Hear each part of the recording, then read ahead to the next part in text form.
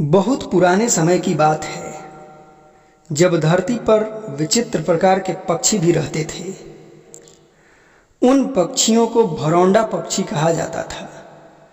उनके एक सिर के स्थान पर दो सिर होते थे।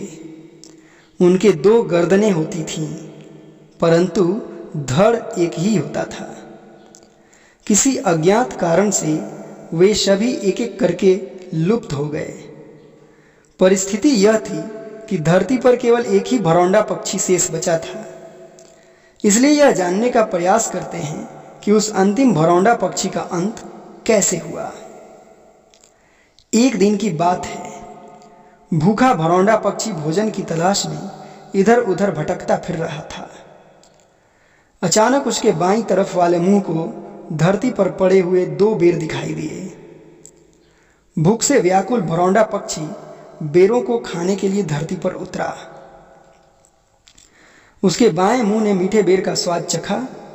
उसको अकेले ही बेर खाते देख दाईं तरफ का मुंह बोला, मुझे भी इनमें से एक बेर दे दो, मैं भी इसका स्वाद चखना चाहता हूं। वैसे भी यह देखने में बहुत रस भरा व मीठा दिखाई दे रहा है।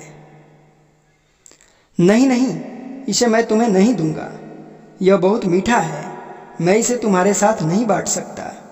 और वैसे भी इससे क्या फर्क पड़ता है, क्योंकि जाएगा तो यह एक ही पेट में, जो कि अंत में भर ही जाएगा।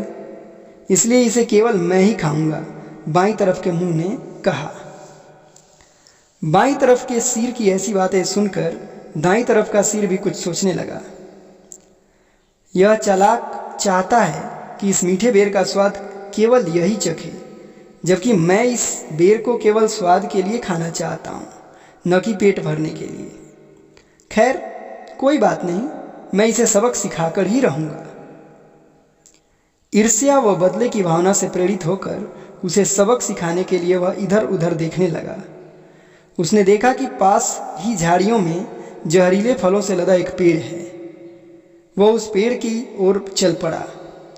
बाईं तरफ वाले सिर से बदला लेने के लिए उसने जहरीला फल खा लिया।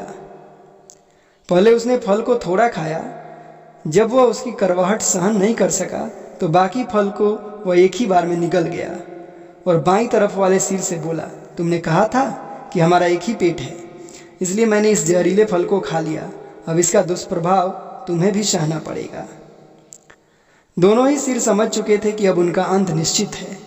शीघ्र ही जहर पूरे शरीर में फैलने लगा। परिणाम स्वरूप उस विचित्र भरौंडा पक्षी को अपने प्राणों से हाथ धोना पड़ा। इस प्रकार दोनों में एकता तथा सद्भाव की कमी उनकी मृत्यु का कारण बना। एक की ईर्ष्या का फल दोनों ही को भुगतना पड़ा। इस प्रकार से आज की यह हितोपदेश की कहानी यहीं पे समाप्त होती है। आप सभी इस कहानी को ध्यान से सुनिए और इस कहानी का एक उपयुक्त शीर्षक कमेंट बॉक्स में लिखिए। साथ ही साथ यह भी लिखिए कि इस कहानी से आपको क्या शिक्षा मिलती है। आज बस इतना ही, फिर अगले कहानी के साथ मिलेंगे। तब तक के लिए नमस्कार।